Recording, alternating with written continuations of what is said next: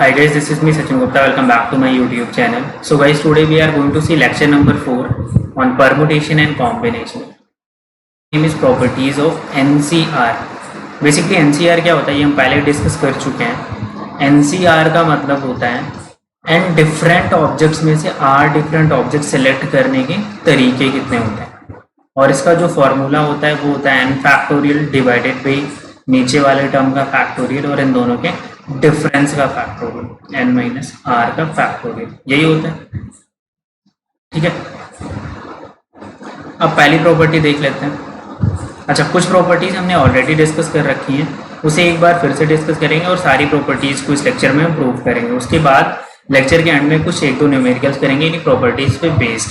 ठीक है, बहुत इंपॉर्टेंट सारी प्रॉपर्टीज है और सारी बेसिकली आपको याद होनी चाहिए जितने मैं करा रहा हूँ. ठीक है, पहली प्रॉपर्टी तो यही है कि NC0 की वैल्यू क्या होगी और NC1 की वैल्यू क्या होगी. इसको तो आप ओरल सॉल्व कर सकते हैं. ठीक है, इसमें आप फॉर्मूला लगाने की ज़रूरत ही नहीं है कि n डिफरेंट ऑब्जेक्ट्स हैं उसमें से 0 डिफरेंट ऑब्जेक्ट को सेलेक्ट करना है.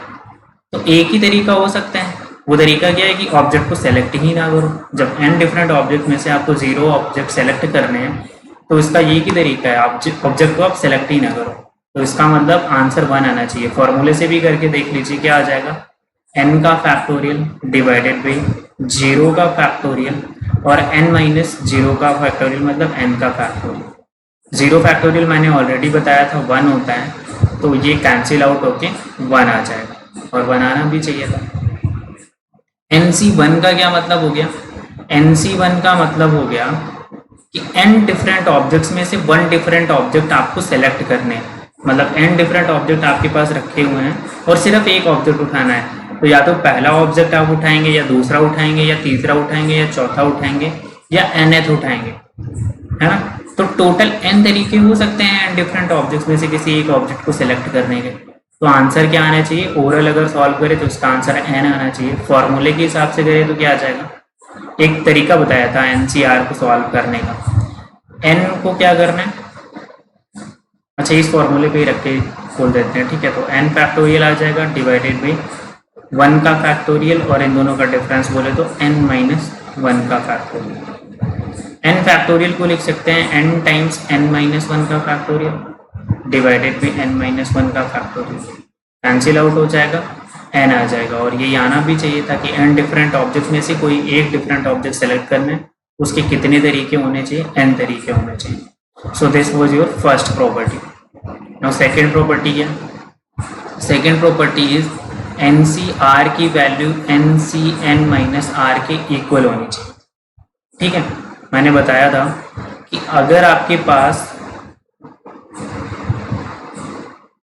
n डिफरेंट ऑब्जेक्ट, ठीक है, n डिफरेंट ऑब्जेक्ट्स हैं, उसमें से R ऑब्जेक्ट को सेलेक्ट करने के तरीके जो हो जाएंगे वही बचे हुए ऑब्जेक्ट्स को रिजेक्ट करने के तरीके हो जाएंगे. मान लीजिए आपके पास 5 ऑब्जेक्ट दिए और आपसे बोला गया कि किन्हीं 2 ऑब्जेक्ट को आपको सेलेक्ट करने कितने तरीके से कर सकते हैं. तो या तो आप 2 ऑब्जेक्ट को सेलेक्ट करके टोटल केसेस बना लीजिए, या जब आप 3 ऑब्जेक्ट को मतलब बचे हुए ऑब्जेक्ट्स को रिजेक्ट कर रहे होंगे तो जो बचेगा वो क्या होगा, वो सेलेक्ट होगा. तो जितने ऑब्जेक्ट्स को रिजेक्ट, तो बचे हुए ऑब्जेक्ट को रिजेक्ट करने के जो तरीके होते हैं वही मेन ऑब्जेक्ट को सेलेक्ट करने के भी तरीके होते हैं. तो आपको R ऑब्जेक्ट सेलेक्ट करना है तो आप NCR तरीके से कर सकते हैं, या सेम चीज को आप कैसे कर सकते हैं, बचे हुए ऑब्जेक्ट्स कितने हैं n माइनस R. तो बचे हुए ऑब्जेक्ट्स को रिजेक्ट करने का कितना तरीका हो जाएगा, NCN माइनस R. ये दोनों आपस में इक्वल होना चाहिए. तो ओरल सॉल्व हो गए. फॉर्मूले के हिसाब से भी कर लेते हैं. NCR का फॉर्मूला होता है factorial n divided by factorial R factorial n minus R. इसको हम फॉर्मूले के हिसाब से करें तो फैक्टोरियल n डिवाइडेड बाई नीचे वाले का फैक्टोरियल और दोनों का डिफरेंस करेंगे तो R आएगा, तो उसका फैक्टोरियल. देखिए दोनों चीज़ें क्या है, आपस में इक्वल है. ठीक है, तो ये प्रॉपर्टी हो गई जो कि इंपॉर्टेंट है और आपको याद होनी चाहिए. Now the third property is if NCX is equal to NCY, then either X is equal to Y or X plus Y is equal to N. ठीक है, ये भी हमने ऑलरेडी बता रखा है आपको कि एन सी एक्स की वैल्यू एन सी वाई के इक्वल है, तो या तो एक्स और वाई इक्वल हो जाए, एक्स वाई इक्वल हो जाएगा तब तो दोनों टर्म सेम आ जाएगा, फिर तो इक्वल होना ही होना है। या फिर क्या हो जाए, एक्स प्लस वाई की वैल्यू एन हो जाए। अच्छा, ये कहाँ से आया? ये वाली थर्ड प्रॉपर्टी बेसिकली सेकंड से ही डिराइव हुई है। ठीक है, यहाँ पे आप देख सकते हैं एन सी आर और N C N minus R तभी इक्वल है जब इन दोनों का सम, नीचे जो सबस्क्रिप्ट है आर और एन माइनस आर, इन दोनों का सम ऊपर टोटल एन के इक्वल है। तो आर से आर कैंसिल होके एन आ रहा है। ठीक है, या आप ऐसे भी कर सकते हैं कि N C X is equal to, ऊपर वाली प्रॉपर्टी लगा दीजिए, एन सी वाई किसके इक्वल होगा, N C N minus Y. ऊपर वाली प्रॉपर्टी तो यही बोलती है ना कि एन सी आर जो है वो N C N minus R के इक्वल है। तो एन सी वाई कितना हो जाएगा, N C N minus Y के इक्वल हो जाएगा। और ये दोनों आपस में इक्वल है, इसका मतलब सबस्क्रिप्ट जो है आपस में इक्वल होना चाहिए। तो X is equal to N minus Y, या इसी को सॉल्व करेंगे तो X plus Y is equal to N. तो ओवरऑल आपको याद क्या रखना है, याद रखना है कि अगर N C X N C Y के इक्वल है तो दो बातें हो सकती हैं, या तो एक्स वाई के इक्वल हो जाए या इन दोनों का सम जो है वो टोटल एन के इक्वल हो जाए। ठीक है, तीन प्रॉपर्टी हो गई, तीनों इंपॉर्टेंट थी। फोर्थ प्रॉपर्टी देख लेते हैं।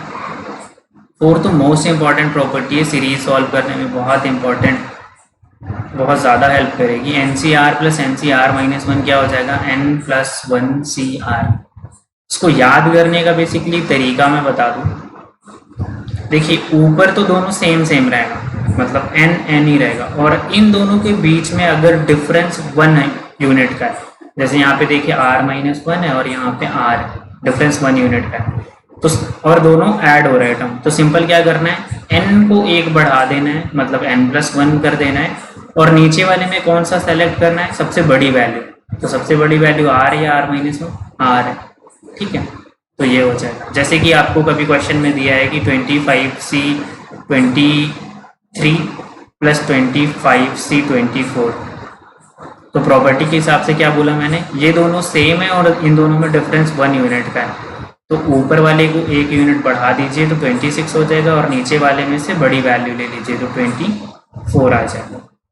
ठीक है, प्रॉपर्टी को ये तो अप्लाई करना सिखा दिया। अब इसका प्रूफ देख लेते हैं। देखिए, एन सी आर को हम लिख सकते हैं N factorial divided by R factorial into N minus R का फैक्टोरियल। ठीक है, plus N C R minus one को भी फॉर्मूले से ओपन करेंगे तो ऊपर वाले का फैक्टोरियल डिवाइडेड बाई नीचे सबस्क्रिप्ट में जो है उसका फैक्टोरियल, और दोनों का डिफरेंस जब लेंगे तो कितना आ जाएगा, N minus R plus one का फैक्टोरियल। ठीक है,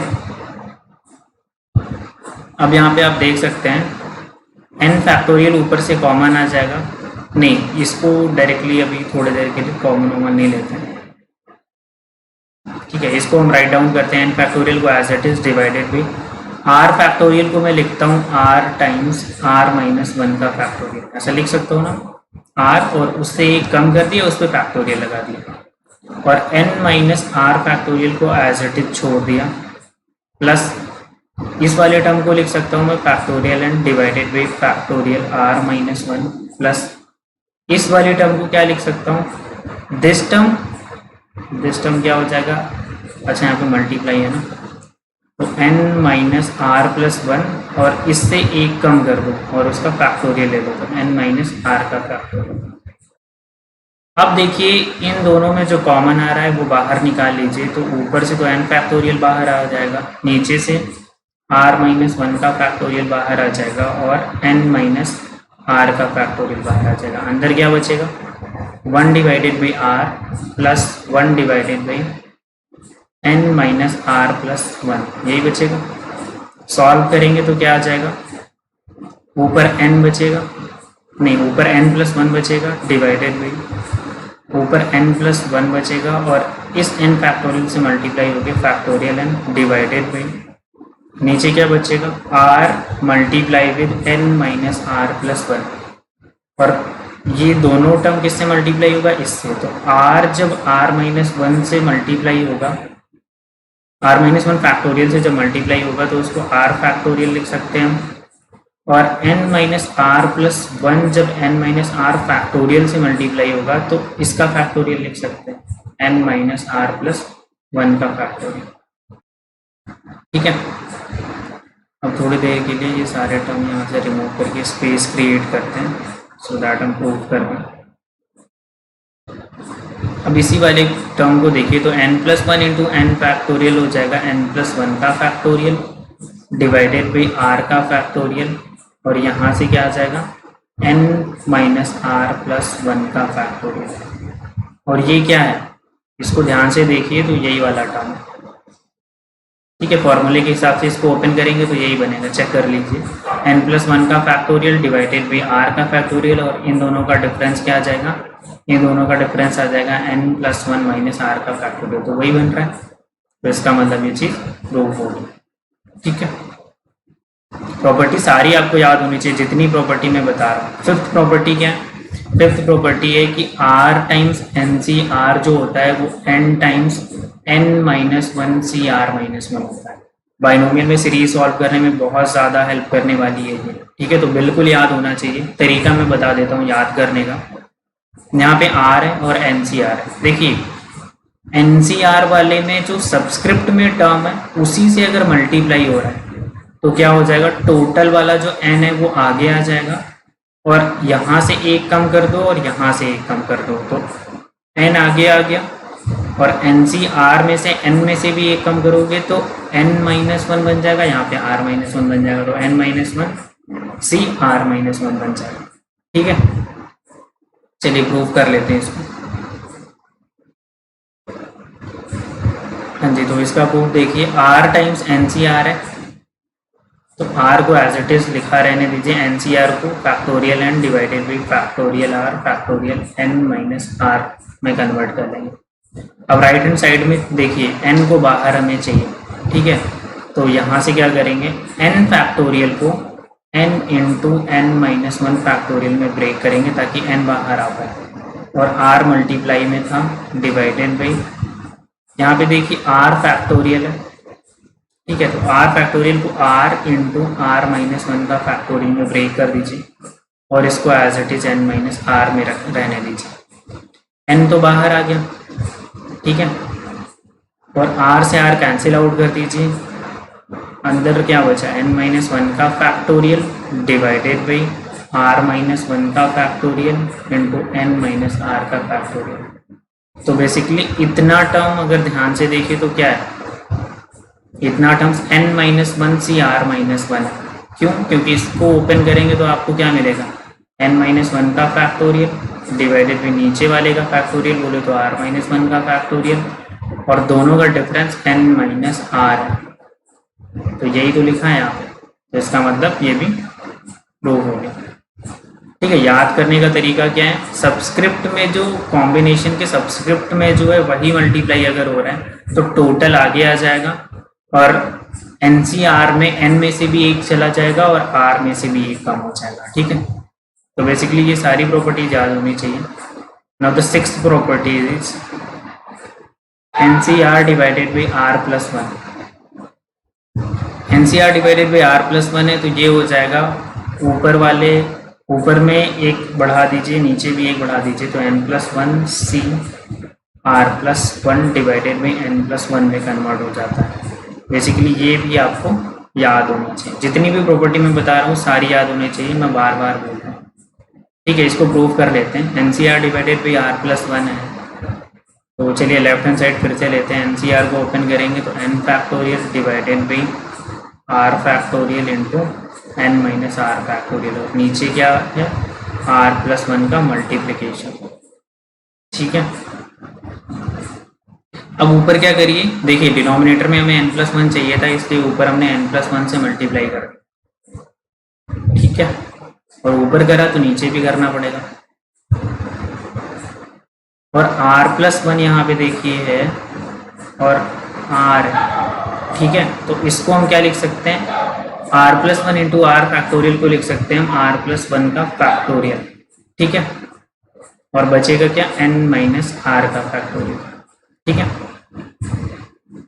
अब यहाँ पे देखिए n plus one into N factorial को लिख सकते हैं हम n+1 का फैक्टोरियल डिवाइडेड बाई r+1 का फैक्टोरियल, n-r का फैक्टोरियल और 1 डिवाइडेड बाई n+1 तो एज इट इज।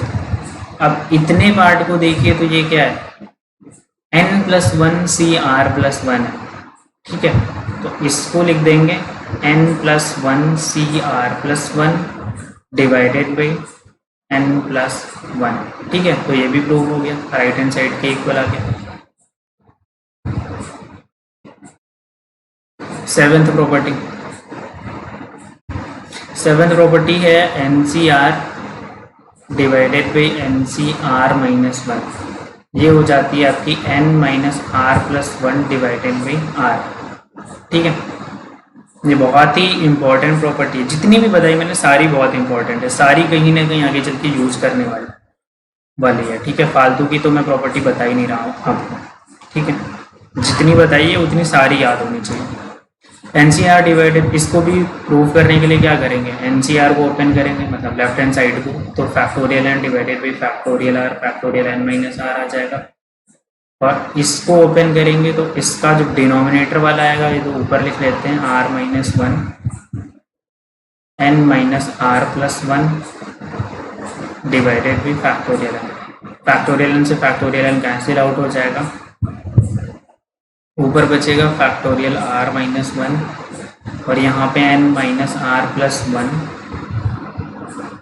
मतलब इसको क्या लिखेंगे n-r+1 और इससे एक कम करके उसका फैक्टोरियल, तो n-r+1 में एक कम करेंगे तो n-r का फैक्टोरियल डिवाइडेड बाई नीचे क्या है r फैक्टोरियल, तो r फैक्टोरियल को r इंटू r-1 का फैक्टोरियल लिख देंगे, फैक्टोरियल n-r ये वाला एज इट इज। इससे ये कैंसिल आउट हो जाएगा, r-1 फैक्टोरियल से r-1 कैंसिल आउट हो जाएगा, बचेगा क्या n-r+1 डिवाइडेड बाई r, और यही राइट हैंड साइड के इक्वल हो जाएगा, हेंस प्रूव, ठीक है। तो ये थी आपकी सेवेंथ प्रॉपर्टी। एट्थ प्रॉपर्टी, मैंने एट्थ प्रॉपर्टी कहीं ना कहीं किसी न किसी क्वेश्चन में आया था, तब मैंने बताया था the product of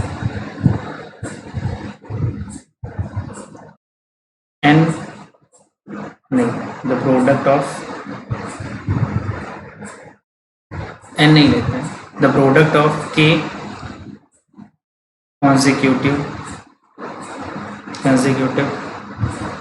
positive integers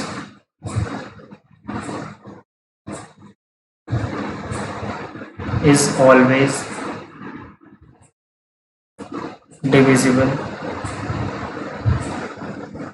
by k factorial, ठीक है।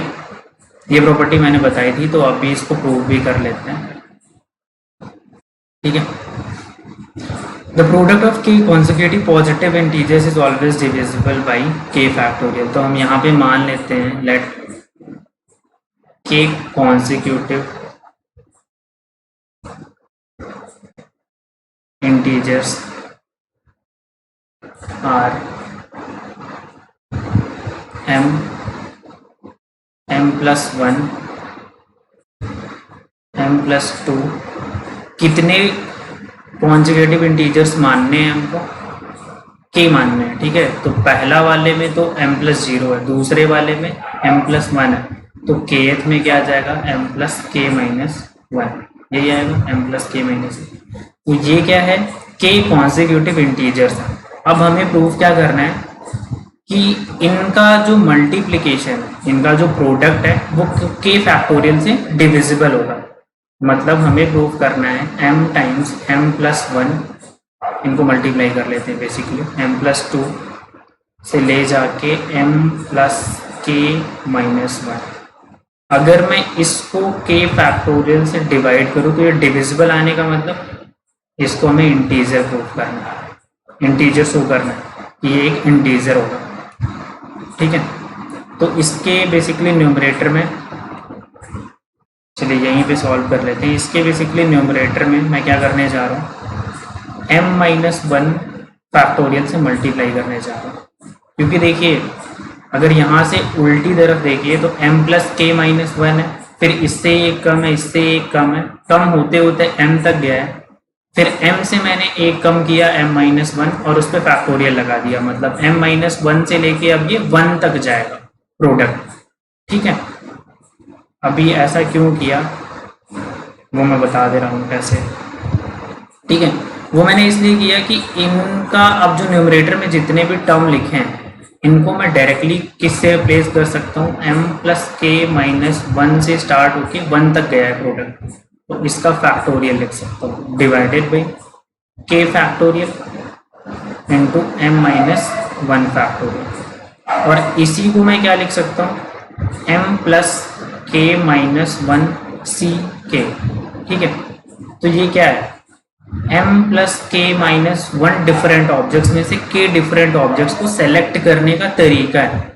ठीक है, और ये तरीका क्या होगा, एक पॉजिटिव इंटीजर ही होगा। ऐसा तो नहीं है कि 4.5 तरीकों से मैं ये काम कर सकता हूँ, है ना। तो ये एक इंटीजर ही होगा और यही हमें शो भी करना था।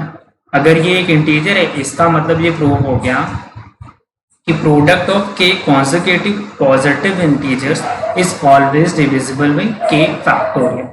ठीक है, आई होप ये सारे जो आपको मैंने प्रूफ दिखाए हैं ये अच्छे से समझ में आ गए होंगे। ठीक है, अब चलिए इन्हीं पे बेस्ड कुछ सेट ऑफ क्वेश्चंस कर लेते हैं। क्वेश्चन 1 है आपका, if NC8 is equal to NC5 then find NC2 क्या होगा। ठीक है, सॉल्यूशन मैंने अभी बताया कुछ देर पहले कि अगर NCX NCY के इक्वल है तो क्या क्या हो सकती है, either x is equal to Y हो जाए या फिर क्या हो जाए x प्लस वाई का सम टोटल के बराबर हो जाए, बोले तो n के इक्वल हो जाए। ठीक है, तो यहाँ पे आपस में तो इक्वल नहीं है, इसका मतलब इन दोनों का जो सम है वो n के इक्वल होगा, तो n की वैल्यू कितनी आ जाएगी, 8 and 5 दैट इज 13। ठीक है, तो 13 आ गया, इसका मतलब अब तुम्हें क्या निकालना है, NC2, बोले तो 13C2 निकालना है। इसको निकालने का फॉर्मूला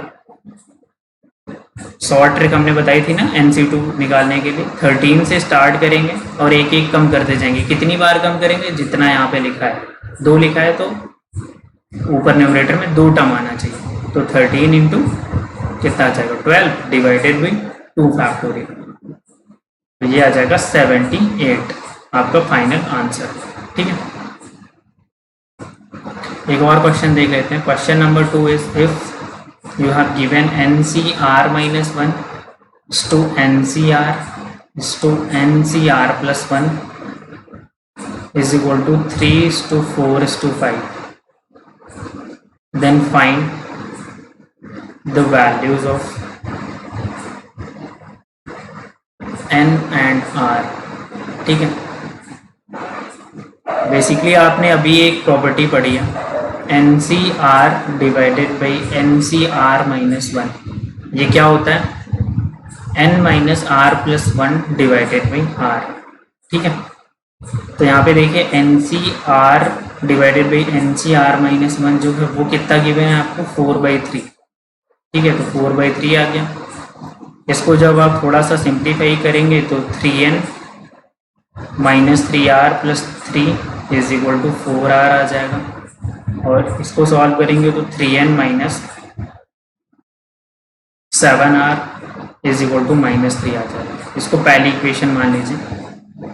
ठीक है, अब एक और चीज़ गिवन है NCR+1 डिवाइडेड बाई NCR भी कैलकुलेट कर लेते हैं।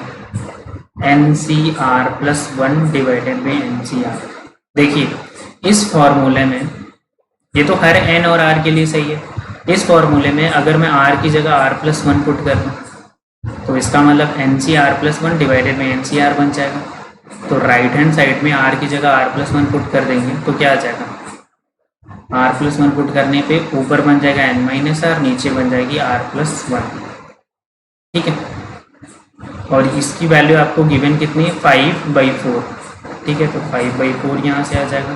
थोड़ा सा सिंप्लीफाई इसको भी करेंगे तो 4n - 4r is equal to 5r + 5 आ जाएगा, और ये सॉल्व करने पे 4n - 9r is equal to 5 आ जाएगा। ठीक है, ये दूसरी इक्वेशन बन गई। अब पहली और दूसरी इक्वेशन को सॉल्व कर लेंगे। ठीक है, चलिए सॉल्व करके दिखा देता हूँ।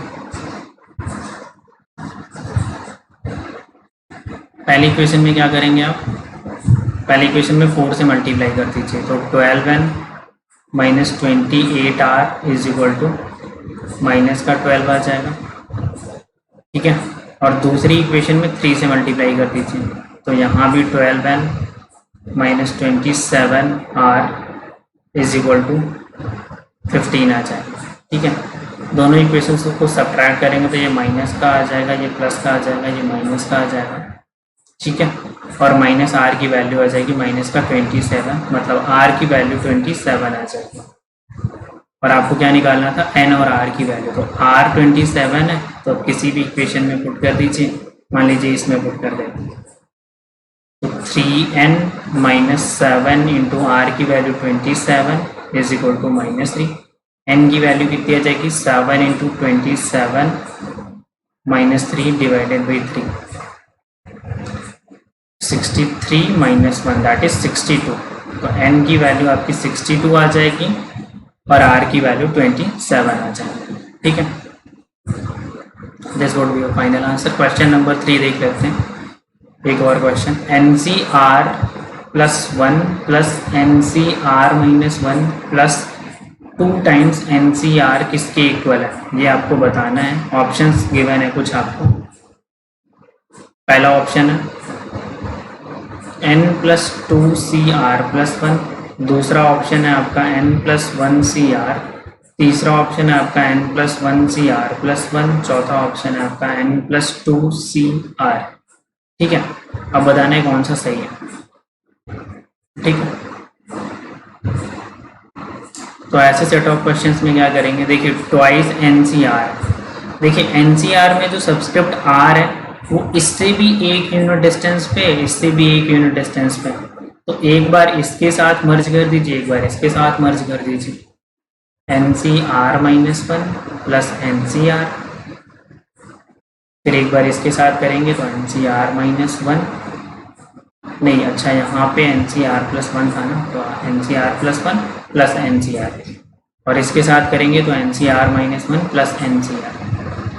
अब अभी मैंने एक रिजल्ट आपको बताया था कि अगर ये दोनों इक्वल हैं और इन दोनों का डिफरेंस 1 यूनिट है, तो ऊपर वाले में 1 यूनिट ऐड हो जाएगा और नीचे वाले में बड़ी वैल्यू आ जाएगी, मतलब कि R प्लस 1 आ जाएगा। प्लस सेम यहाँ पे भी वही रूल लग जाएगा कि अगर ये दोनों इक्वल है और इन दोनों में सब्सक्रिप्ट में डिफरेंस 1 यूनिट का है, तो ऊपर वाला 1 यूनिट बढ़ जाएगा, नीचे में बड़ी वैल्यू आ जाएगी। ठीक है, अगेन देखिए सेम फॉर्मूला यहाँ पे लग सकता है क्योंकि ये दोनों सेम है और नीचे सब्सक्रिप्ट में डिफरेंस 1 यूनिट है, तो ऊपर वाला 1 यूनिट बढ़ जाएगा, मतलब n प्लस 2 हो जाएगा, और नीचे वाले में बड़ी वैल्यू आ जाएगी, मतलब R प्लस 1, और R में बड़ी वैल्यू R प्लस 1 आ जाएगी। So the final answer would be n plus 2CR plus 1। A part is the right answer. तो इस लेक्चर में हमने क्या सीखा, कॉम्बिनेशन की डिफरेंट प्रॉपर्टीज। नेक्स्ट लेक्चर से हम क्या स्टार्ट करेंगे, मल्टीप्लिकेशन प्रिंसिपल फॉर काउंटिंग, और फिर उसके बाद एडिशन प्रिंसिपल, फिर PNC कंटिन्यू करेंगे। Thank you so much for watching this video.